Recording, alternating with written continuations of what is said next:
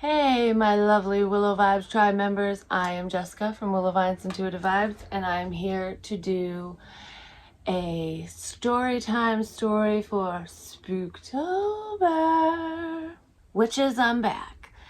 And the first story that we're going to go over is about a witch. And it kind of plays fast and loose with our physical realm, past lives, and the dream space. So this one touches lightly in every area pretty much. It scared the crap out of me when it first happened, but looking back, I know more about the situation, so it's not as scary. It's almost like, knowledge is power, but what people fear the most is the unknown. Like, why is this happening? What's going on? Through the confusion is fear, basically. So that's why a lot of people are afraid even to fall in love. It's because the fear of the unknown. If I open up to you, are you going to stick around? Because nothing's worse than a broken heart. I mean, there are a lot of things that are really bad, but you figure a lot of the terrible things in the world that occur happen because of a broken heart. And that's kind of what happened in this witchy tale. It's like a witch that travels through time, basically, and it all boils down to karmic lessons and a broken heart that multiple lifetimes couldn't even heal. It took multiple lifetimes for this broken heart to heal. So this is my witchy tale, and I'm going to have more than one story in this Spooktober video because they're not very long. It all depends on how long this one takes to spit out because, me, I'm a jabberjaws. So anyways, I hope you guys are good. Sit down, relax, and just listen. This was when I was with my second husband at the time. I think this was before we even got married. It started out with I kept seeing this ghostly apparition of a woman, and she had long dark hair, just like mine. This woman looked very similar to me, but not quite. Like, I don't know, there was just a resemblance there. And I was thinking, maybe she's drawn to me because there's similarities here. And, I'm a little white witch, basically. I practice, and obviously I deal with the metaphysical because that's what I do for a living. At that time, I wasn't, reading tarot on the regular or anything like that. It was just a pastime, and I was still coming to grips with my abilities and everything just for myself. But my interest was deepening. Like, I've always enjoyed talking to spirit, and I've always wanted to be able to do it better and more. I don't know, I love talking to the dead more than I like talking to the living. So anyways, I kept seeing her here and there. Like, I would see her in the house that I'm in, and I would see her in the middle room area between, it's like a dining room, we call it the middle room, between there and my bedroom and the living room, which were the three rooms that, I would go through, but they all kind of link together. And I would just catch glimpses of her, and it's like, okay, you're here. And then a few days to a week would go by and I wouldn't see her at all. She even popped up in my vehicle. Like, I'd be driving, I'd look in the rearview mirror, and I'd be like, oh shit, like, she's here, she's with us. And I couldn't figure out what she was trying to say to me because it looked like she was talking, like her mouth was moving, but I couldn't hear her. I couldn't understand what message she had for me. And I kept saying that. I'm like the creepy witch is back. And I don't know what she's trying to tell me. Like, it would freak me out because I'm like, is this good? Is this bad? I wasn't scared of her, and it didn't feel negative, but it was questionable. It was unknown. I didn't really know, so it was kind of invoking some fear within me, but I wasn't 100% sure as to why I was feeling that way. And I also remember she would show up whenever I would be upset. Looking back, I actually feel like she was warning me about my second ex-husband. Your heart's gonna get broken kind of thing, and it did. And I guess I just didn't understand at the time, because I would feel like sometimes when she would show up a lot when I was sad or after him and I had gotten into an argument. It's like she didn't create the argument, but she was there. It was almost like, it was kind of like to warn me or console me when something bad was going on. But I didn't realize that until just now, because I'm just trying to think back to all the times that she would make an appearance. And it was weird because I had a dream about her. It was in the evening, and I remember standing by my window in my bedroom, and I had this sinking feeling. I don't know, I just got a pit in my stomach. And all of a sudden, I saw her face in the window, and it wasn't my reflection because I could see my reflection, and then I saw her, and we seriously looked a lot alike. It was really creepy. But anyways, I was like, oh, there you are, kind of thing, like, stop popping up like that, you know? And I remember I told Kenny, I was like, oh, she's here again. Like, I wonder what she wants. I just couldn't figure it out. And then all of a sudden, I started smelling the aftershave Brute. I think it was like the smell of cigars. And then all of a sudden, my chest started hurting. And I can feel how people pass away. And I'm like, it made me think of my Bumpy, who was my grandfather who passed away. I said out loud, I said, if this is Bumpy, please make the pain stop, because he died of a heart attack. And I was like, if that's you, you know, I understand that you're here. I don't want to be in pain. I don't want to feel it. So I just said, well, what do you need to tell me? What's going on? And my Mimi popped in my head. And I was like, Mimi's gonna die. And Kenny's like, what are you talking about? I'm like, my Mimi's gonna die. And I hadn't heard any health reports or anything about my Mimi at this time. And I was like, she's gonna die on Saturday, which was August 13th, 2016. And that's what I said. That's all I knew. I said, she's gonna die on Saturday the 13th. As soon as I got that information, the energy left.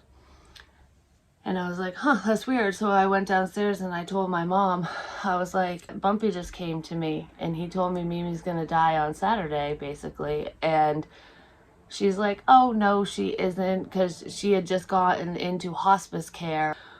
Well, Mom's like, no, she's already in hospice and she won't even, you know, she'll be lucky if she makes it through the night, basically. Well, guess what? She passed away at like 11 o'clock in the morning on August 13th, 2016, just like my Bumpy told me. And my mom was like, you predicted that? I'm like, yeah, because he told me. I told you, he told me. That's another heartbreaking moment. And that's when the witch showed up. She was there because of heartbreak. She was there to warn me, to help me, something like that. But I didn't see it like that because she freaked me out. After that happened, I went to bed normal, and so 11 minutes in, that's crazy.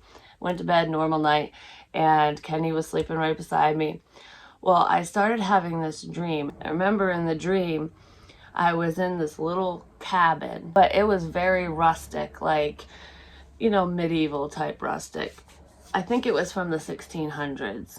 And I saw this woman, the witch that I kept seeing, that looked like me. I remember thinking in the dream, like, wow, this is so weird. It's like watching myself. She picked something up off a wooden table, and all that was really in there was just like very sparse furniture, and there was a bed. There was no rooms. It was just one room home. Like, that's how little it was. And I think that's how homes were back then. Like, they didn't really section off stuff like we do now. But anyways, then she walked out of the cabin to the back side, and right in front of her was a giant boulder. And she had there was a stump, like from a big tree that was nearby, and she had climbed up on the stump to climb up onto the boulder. And she was in a long dress. It was like the peasant type wool dresses or whatever. It was gray. It was like a dark gray, almost black, but not quite. It was like faded colors, basically. Anyway, she climbed up on top of the boulder and put a noose around her neck. And I was like in the dream going, what are you doing? What are you doing? And then I remember as I was seeing it, because in the dream, I was watching her like a video. And then the second she put it around her neck and was hanging there, all of a sudden, it was from my perspective. I was her. and I couldn't breathe in the dream, and I'm like, oh, like, you know, however that goes. And come to find out, I stopped breathing in real life. I was choking and flailing, and Kenny was trying to pick me up, and he said it felt like I weighed 1,000,000 pounds, like something was holding me down or pushing me down, where he could not pick me up off the bed. He just kept like trying to pull me up so that I would stop choking, because it was just like whatever, I was making noises and stuff, obviously, because it woke him up. And finally something released, and he pulled me up, and that's how I woke up. And I'm like like trying to catch my breath. It was so real. And he's like, what the hell is going on? He's like, I couldn't pick you up. Like, it was like someone was holding you down. Like, he was panicked. He's like, I thought you were going to die. And I'm like, I thought I was too. But I told him about the dream. And he's like, holy crap, I have never seen somebody like literally act out a dream like that. And come to find out, that was me in a past life. I shortened my life. And I didn't know why for quite a while, because I was always wondering. But after that dream, I knew it was me, because instead of watching her, I became her. And I'm like, that's why you look like me. That's why. So it's like my higher self or past self, because I believe in, you know, multi-universes and parallel universes and different dimensions and stuff. It was almost like there was some type of dimensional shift. My past self was coming to help me through a difficult time. And I feel like the reason why I came to myself at that time when I was dealing with Kenny was because when him and I got divorced, when he left, which I'll do a story time on that, but when our relationship ended, that broke me. I was in a very vulnerable, weak spot. I almost did repeat history, we'll say. Like, I can't believe that I ever thought that my own life was worth sacrificing because of a relationship over something not working out. And, you know, I did a lot of soul searching and a lot of thinking, and there was dark night of the soul all through that. But it led me to doing this, to helping other people and doing readings and stuff. My past self helped me heal, you know, my broken heart, the same heart that was broken, you know, a few hundred years ago when I couldn't handle it then. And I feel like I had been carrying that karma with me, and I hadn't learned it until this lifetime. It's almost like I made a vow to myself to help myself get through it so I could move forward and experience things that I hadn't experienced before, because I had cut my own life short prior, and, you know, therefore I wasn't able to do whatever I needed to do in those lives. But I figured that out through a meditation. I sat down and I was meditating, and I was doing like a past life regression, and I was practicing. I've done this a couple of times, and the first time, and I always go back to this specific past life because I feel like it was very significant for me, especially when I was with Kenny and my previous relationships pertaining to my love life. This specific past life is very important because it's tied into relationships and family. So it has to do with love and my heart. Because I put a lot of walls up because I don't want to get hurt, because a broken heart can really kill you. It can. Anyways, so in this meditation, the first one I didn't get very far. It was pretty much like the dream, except I didn't feel it in the way that I did in the dream, because I was literally there. It was crazy, and I feel like I showed myself that to be like, hey, this is real, you know?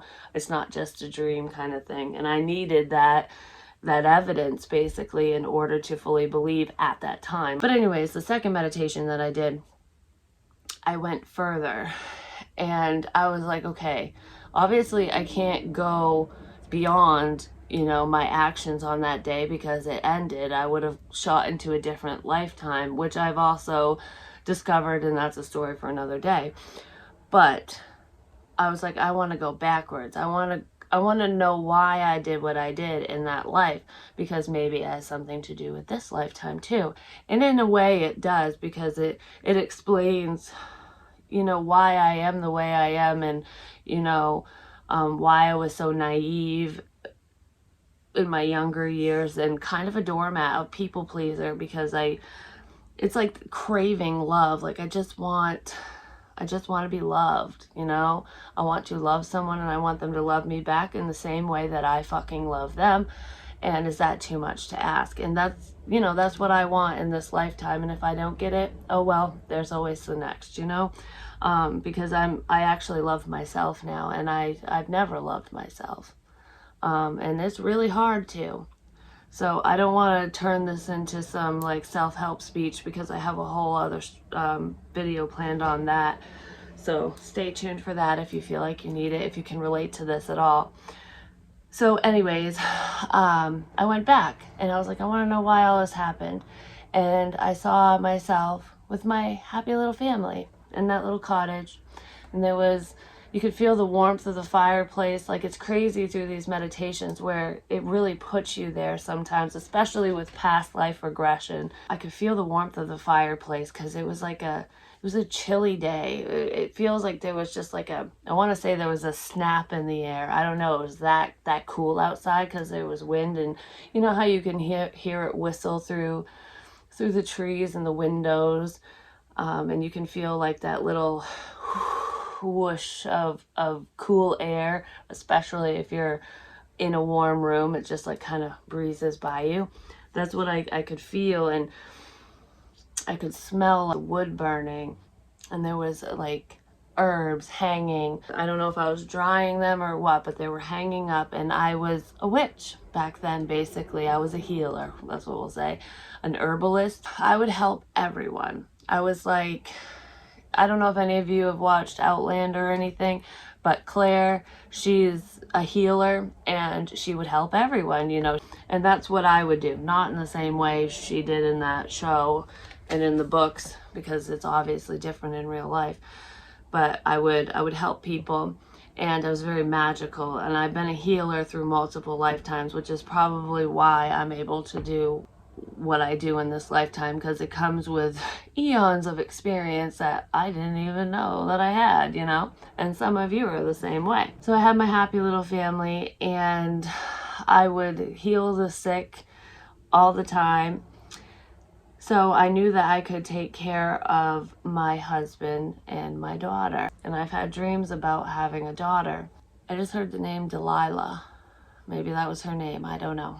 But anyways, they got sick. It was respiratory, which is kind of crazy that COVID's going on and everything, and my family had a respiratory illness, but I think it was a form of pneumonia. But it was similar to a plague, because there was like a pneumonia type plague going around. But anyways, they were really sick, and I could help everyone else, but I couldn't help my family. They died. I did everything in my power. Like I think I had given them some type of herbal mixture or whatever, the same things I would have given anyone else down the street, or was trying even harder, because it's my own flesh and blood, it's my family. I think my husband died first, and then I think it was the next day my daughter died. It was like back to back, because they were both sick at the same time. And no matter what I did, I couldn't help them. I tried, and I blamed myself. I could save everyone else, but I couldn't save my own family. And I could not get past that. It's like I could have helped thousands, but the two people I cared about the most, I couldn't help, I couldn't save. And I carried that with me. And it totally makes sense. It's almost like my past self knew that whatever was going to happen between Kenny and I would wreck me, and it did. Because I was very, very fragile at that point. And that was kind of like the straw that broke the camel's back. That's why she showed up. Has that ever happened to you? Has your past self ever come to you to try to help you move forward, to move past certain things? It was scary to me at the time, especially the dream, because I've always had this irrational fear of suffocating. And of course I have asthma in this lifetime too, so that doesn't help. But that's a legit fear of mine. And it makes total sense, because that's how I died in a past life. No wonder I'm afraid of it. And, you know, my neck didn't snap, and it wasn't instant. I was fully aware that I shouldn't have done what I did. You know, I had that time to think. That was kind of freaky. It's therapeutic and really interesting now that I've put all the pieces together. But like I said, the unknown is scary. And I didn't know what the hell was going on at that point. And I knew it wasn't demonic or anything, but I didn't understand it, and I was scared. So if anything like that ever happens to you, you know, even if it's different, I mean, because you have different life experiences than me, don't fear it, you know, research it, look into yourself, dig a little deeper. Because sometimes the things that freak us out the most, they're nothing at all, you know, or it's something completely different. So that is the story of the witch, which turns out to be me. I was scared of myself, which, you know, yeah, that seems pretty legit.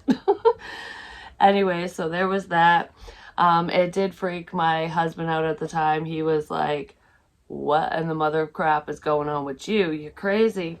And I would freak him out because I could like read his mind and finish his sentences, and he could never get anything past me. Whenever he would lie, he knew I knew that he was full of crap, but he would keep on going, telling those tall tales, you know? And it's like, you can't get anything past a healer, for one. But if you read tarot, or if you're a psychic, or you got your spirit team working for you, you're gonna know, especially if someone's preparing to hurt you. Spirit will warn you. Always listen to yourself above anyone else, because you know. And then the girl in my closet, and it was in the bedroom I'm in now. And my closet's kind of a walk-in closet, so it's pretty big in there, but you gotta walk in like this, basically, because I live in a very old house. For a little while, I would always get this anxious feeling in my bedroom. I was having trouble sleeping, and every time I would come in here, I was like creeped out by my closet. I'd just look at it and go, nope, or I would run in and get something quickly and run out. Like, it was kind of invoking some fear. It was just that high anxiety feeling, like I was really worried, and I'm like, why the fuck am I so worried, you know? And I kept getting that feeling in here, and it was so bad, my daughter wouldn't even come in my room. I'd be like, oh, you know, you want that hair tie? Go in my room, it's on my dresser. She'd be like, I'll wait for you. You go get it. I'm not going in there. Neither one of my kids wanted to be anywhere near my room, especially my daughter. My son would tell me that he had an off feeling in my room too. So basically, the only times they would ever come in my bedroom is if I was in there too. Never alone, and the lights always had to be on. I remember one time I was sitting in the living room watching TV, and I needed something from my bedroom. And I told my kid's father, I said, can you go up and get whatever the hell it was? He was hesitant. He was like, I don't know if I really want to go up there. And I was like, stop being a chicken shit. I need whatever it is. Can you please go get it? So he's like, yep, whatever. He comes up here and gets what I needed, and he comes back down and he's like, holy crap, oh my goodness, your room is so freaky. The feeling in there is just like, he's like, I feel all panicky, and he was wicked stressed out in there. And I'm like, I freaking told you, something is up in that room. And I'm like, all right, I gotta get to the bottom of this, because everyone in the house feels it. So I ended up coming up here, and I kind of went into a meditative state, and I was like, okay, so what's going on here? You know, who are you? Who's in my closet? And I didn't have my eyes closed, and I looked, and I saw this girl. She was a teenage girl, between 14 and 16, we'll say. And she was really thin, and she was a beautiful girl, but she looked emaciated, like she hadn't eaten in months, you know? And I was thinking maybe she was anorexic or something. But she had been abused and tortured, and one of the forms of punishment for her was starvation. So it's no wonder she was so thin. But she would get locked in a room. She was treated like worse than you would treat an animal. This poor girl. And it wasn't because she was kidnapped or anything. This was her own family. That was just how she lived her life, which is not a life to live. So she dealt with anxiety. There was like she was in a constant state of fear, which rightfully so, which is what we were all feeling whenever we would come in my room. But anyways, we would all feel what she was feeling, because that's her energy. But when I saw her, she was like literally crouched up into a ball, just looking out like, are you gonna hurt me? and she was scared of me. So it's almost like we were terrified of the energy for the most part, but that's because she was scared of us. So I ended up talking to her, and it was crazy because once I kind of built up a little mini relationship with her, the energy kind of calmed down. It wasn't as intense, and I helped her go to the light and cross over, and told her that she doesn't have to sit in this energy forever. And once I did that, when she left, the energy just it just lifted. It was crazy because I knew she wasn't there no more. Like, you could just tell. And I didn't tell anyone that I did that, but I sent everyone in my room one at a time, like, Emma, go in my room, Logan, go in my room, and then their father. And they all said, it's gone. There's nothing in there anymore. So I knew I had, my work here is done, That was just crazy. And that was one of the first times I had ever helped anyone cross over, if that's what you want to call it. Because I feel like crossing over it's basically a sense of relief for whoever feels stuck. Because the energy, sometimes if you die like traumatically, the energy kind of stays with you, and it's almost like you don't know what happens in a sense. So you kind of stay stuck in that loop.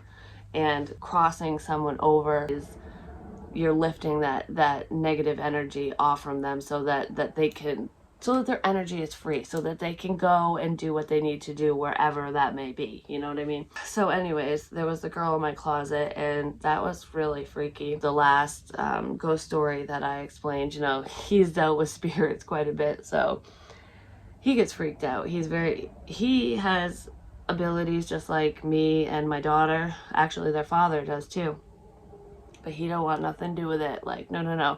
He actually just told me the other night he listens to white noise, because we all have fans in our rooms no matter how cold it is, because we like to drown out the silence. Because I don't know, I hear things, when you're a medium and stuff. It's like, no, I don't want to hear it all the time. Well, he has like a white noise machine, or I don't know, he does that with his headphones. And he had to stop doing the white noise and actually listen to music, because he hears full conversations coming through the static, and keeps him up at night. And I'm like, well, they're tuning into your frequency, dude. You might not want to talk to them, but they want to talk to you. So anyways, there was that. And then there was a little boy that came here, and he was so friggin' cute. It was like he had the 90s bowl cut type hair. I believe he was like 8.5, something like that. He was little, and he might have even been younger than that. But anyways, he was so cute. He had like bleach blonde hair, bowl cut, pin straight hair too, and it was like shiny. I don't know, it was really cute. A normal kid, he just wasn't a chunk-a-monk. He was pretty thin. He was an active child. He had like ADHD or something when he was alive, because he was all over the friggin' place. Let me tell you what. So he thought he was in trouble, and I would see him everywhere. He would hide, like do the whole hide and seek, like, boo, He was a mischievous little shit. And I'd be sitting there watching TV, and I'd see him run, like in the corner of my eye, I'd see a kid just dart across the room. And he would do it so much, and sometimes you would hear the footsteps, like, and I'd be like, no running in the house, cut it out. Like, I'd be talking to him like I was his mother, and he would listen, he would stop. It's like, oh, I've been caught, He wouldn't really talk to me too much, but I would see him, like he'd just be running around playing, and the cat would see him, because right when I would see him, I'd see the cat chase this kid and stuff, which the cat here also chases Sophie, who is another cat that had passed away in this house, and she's still around. Everyone sees her. One night I was falling asleep, and all of a sudden someone started jumping on my bed, and I was literally moving. And I'm like, what the hell? And when I looked over, you could see like a dent in the bed, like somebody was jumping on the bed. And I knew it was that kid. And I said, stop jumping on my bed. That is not allowed, for one. And for two, I'm trying to go to sleep. And no sooner did I yell at him about that, I heard like because he jumped off my bed and then ran outside my door, and then I heard, because there's a floorboard that creaks outside my bedroom door, I heard the creak, and he was just standing there like, can I come back in? Like he was in timeout, like he was punished. And I'm like, wow, that is so crazy. So I told him that he could come in tomorrow when I was awake, because I didn't want him running around making a ruckus in my room while I'm trying to sleep, basically. And I had ended up sharing his story online, and I was told that once his mother, because he wanted to talk to his mom, he had something to say to her, and I didn't know who she was. Once his mother had seen the video where I had explained this, that he would leave. And a month after I posted that video, he left. So I'm like, oh, the right person must have gotten the information. Whether they're aware of it or not, they saw it. And then he left. And he had passed away. He got hit by a car. And he was upset. He wanted to say sorry to his mom. That's what it was, because he knew he wasn't supposed to be outside after dark, for one, and he stole someone's bike. So he wanted a new bicycle, and he ended up getting like a second-hand bike or something, so it wasn't the one he wanted, but a kid down the road had gotten the bike that he wanted. So he snuck out of the house, rode his secondhand bike down the road to this kid's house, and stole the bike he wanted and left his bike. And he was so scared from what he did, he was trying to get back home in a hurry. And I think it was sprinkling. It wasn't downpour raining, but it was what the ground was wet, so it could have just rained, or it was sprinkling when it happened. Well, he was riding really quick trying to get home, and a car didn't see him and hit him, and he passed away. And he wanted to apologize for not only stealing the bike, but for not listening. He went against the rules. His mother told him, you know, you can't go out, and he broke the rules, and that's what happened. And, you know, it's almost like, you're right, Mom, I should have listened, and I'm sorry. It's very sad if you think about it, because it was such an innocent thing that happened, because this kid wasn't a bad kid. He was just young, and that happened a long time ago. Well, not a long time ago, because I feel like it was in the 90s, the late 90s, like 1998 or something, when that happened. You know, one day I was looking in my living room, and you know those chalk outlines that they have in like murder shows and shit?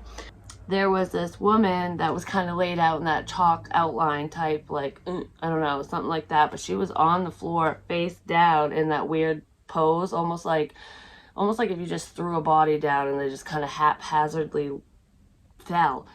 That's what she looked like. And she had dark hair too, but it was curly, and it was long, on the longish side. And she was wet, like from The Grudge type wet, like soaking wet hair. And I don't know, it's like as if somebody climbed out of a pond, is what she looked like. And sometimes spirit comes to me in a death state.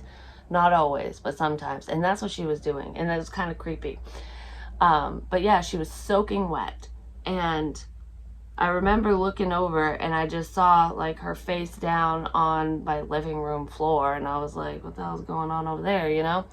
And she stood up and just kind of looked at me. She was kind of bluish gray. She looked creepy as shit. Like, it was horror movie creepy is what I want to say, because she wouldn't talk. She would just kind of look at you. And she never like gave me a bad feeling or anything, but I wanted to know why she was there. It was kind of a protective energy towards me and my daughter, but she hated men. And she would whisper in my kid's father's ear, and she would bother my son. She would scream around my son to the point where Logan would be like, I can't stand this woman, Mom. Like, tell her to leave me alone, because it would be like a blood-curdling scream. But it would start off with a crying, like, like she would do that, and then it would just be this ear-piercing scream. And she would do that night after night after night with my son. I never heard that, and thankfully, because that's kind of creepy. But anyways, it would scare the crap out of him, and he didn't like it. And she would always go to the foot of his bed too. Like, she would be in the living room, or she would go in my kid's father's room or in my son's room. And she would do the crying, weeping, screaming, fucking whatever with my son. And with their dad, she would just whisper his name or go, hey, and like try to wake him up, and then there would be no one there. Or she would mimic my voice, which I don't know if she was really mimicking me. It's just a female voice, and she would like call to him, and he would, and I knew when she was doing it because he would always text me or come up to my room and be like, what do you need? Like, why are you calling me? You know, is everything okay? Because he would think that something was wrong with me. Because he always would get that panicked feeling like, oh shit, something's wrong. I gotta help, you know? Well, she didn't like men because something was wrong to her because she was murdered. And she was, you know, assaulted in an unpleasant way. And just use your imagination or don't. But anyways, that happened, and she was strangled and then thrown into a pond. Because I remember when I had tried to tap into her energy to figure out why she was so angry and why she was doing what she was doing, I saw a road, a paved road. It was a main road because it had the 2 yellow lines down the middle, and it looked like headlights. Like, from the view that I was looking, it's like I was in someone's car. It looked like we're driving down. It was very dark. There was no lights, no street lights. So it was just the headlights. And she was in the vehicle with this man, and they were in like the middle of fucking nowhere, basically. It was like a wooded area where it was dark, where no one would hear her cries, basically. And that's probably where the crying and then screaming is coming in. You know, she's crying because she's scared, and then screaming because of an assault, and then lights out, you know what I'm saying? So he basically discarded her. Like I said, it looked like she had just, someone had thrown her, and that's just where she ended up. And it happened to be in a body of water, which is why she looked soaking wet. And she was angry at men because a man did it. And anytime a guy would come over here, I would see her peek around the corner. Like, she'd look at me and look at whatever guy was in there, whatever guy came into the house, and she would mess with the guys in this house. And she comes and goes. She's not here all the time. Like, she leaves, but I don't know what drew her in, and she was pretty creepy. But I told my daughter, you know, don't be scared of her. She's not going to hurt you. She won't even hurt like men. She's not physically violent or anything. She's just I think she's trying to find her murderer, basically. It's almost like she wants to seek revenge or vengeance or whatever. But it's just based off from men. I don't know. And this is kind of a marshy area where my house is. Like, it can get pretty wet. That's why there's a giant willow tree in my yard to kind of suck up the water. So I don't know what this place looked like, you know, years ago before a house was even here, you know? So there was that. And then I have one happy story right quick, because those were kind of creepy, kind of cool, you know, depending on which way you look at it. And I do have plenty of other stories to come as well. And not all of them are ghost stories either. So I'm going to have some other stories. I have my Ouija board stories that I want to cover, but I have some other things that I want to share. This is just for Spooktober. So I'm going to have to think of like some of my really great stories for Halloween, you know what I'm saying? But anyways, this one was really cool. It did freak me out because it was more like, what? Because when I was a teenager, you know, I started using oracle cards when I was 16. So I've always been into the metaphysical, especially, you know, since I had, I'll share 2 things. Since I had the experience with my great-grandmother when she passed away. She passed away of cancer. And because I was only 10 years old, my parents wouldn't let me go to the funeral, and I wasn't allowed to see her when she was, you know, at her worst, you know, when she was really sick, because, you know, my mom thought that I was too young to see somebody deteriorating like that, and that she didn't want to traumatize me, basically. And she didn't think that I really understood death, which I did. I was 10. I wasn't 5, but still, it really bothered me because I didn't get to say goodbye. And that just killed me. And I remember they had come back from the funeral, and that night when I went to bed, I had cried myself to sleep because I was so upset that I didn't get to say goodbye. And I had a dream where she was standing at the foot of my bed. It was like this beautiful glow around her. Oh, she looked angelic, like she looked healthy is what it was. And she told me that she's fine, that she's feeling a lot better, basically, and that she's not mad at me, that, and she was basically saying that she loved me and she was saying goodbye, but she didn't say goodbye. She said that she would be around.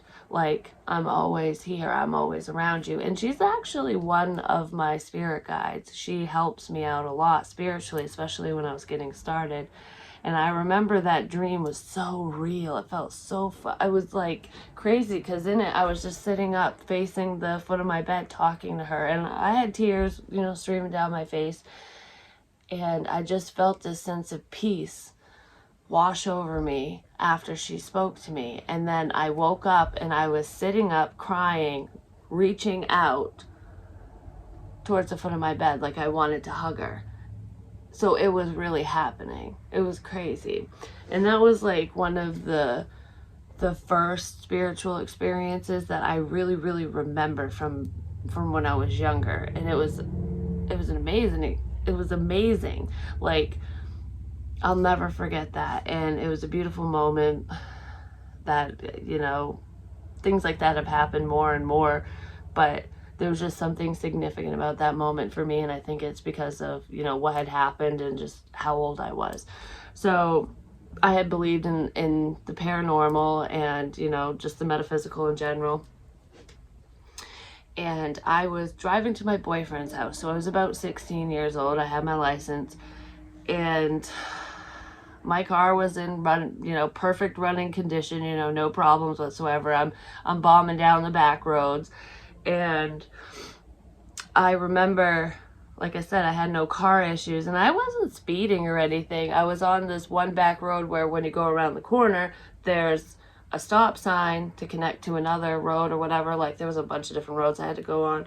So I'm almost to the stop sign, and all of a sudden my lights start flashing and my car starts doing wacky shit, and I'm like, what the hell? So of course I start slowing down, and then all of a sudden my car died right there. And I'm like, how the hell do I go from everything's fucking fine to all of a sudden all the gadgets are flashing and doing crazy crap and then nothing? I was like, did my alternator go? Like, what the hell? And because usually when your alternator goes, it does something similar, but not to the extent that this was doing it. Even my radio was like, whoa, whoa, like going like loud, quiet, loud. It was weird. And so my car's dead, and I'm getting ready to call my father to come get me. Like, what do I do? I'm broke down now. And I didn't even get to call, but I pulled my cell phone out. It was the old Nokias. And all of a sudden, this school bus comes barreling ass around the corner so fast, didn't stop or nothing. It comes around the corner so fast that if I had even moved up another foot, that bus would have creamed me and I probably would have died. And I'm like, holy shit, it scared the crap out of me. I was like, whoa, like I could have gotten hit by that fucking bus. A school bus. It's like, slow the hell down. You got kids on there. But anyways, so that freaked me out. And I put the phone down. I was like, and I tried to start the car. Started right up. No fucking problems whatsoever. And I went on my merry little way. Spirit intervened and was protecting me that day and turned my fucking car off and was like, nope, you shall not go no more because this is not your time. Isn't that crazy? I love spirit intervention. It's so cool. But that was another one of the really cool things that had happened. Like I said, I have so many stories. You'll see me again next week for another creepy tale. I love you guys so much. I hope you have a wonderful rest of your week, and I'll talk to you real soon. Peace.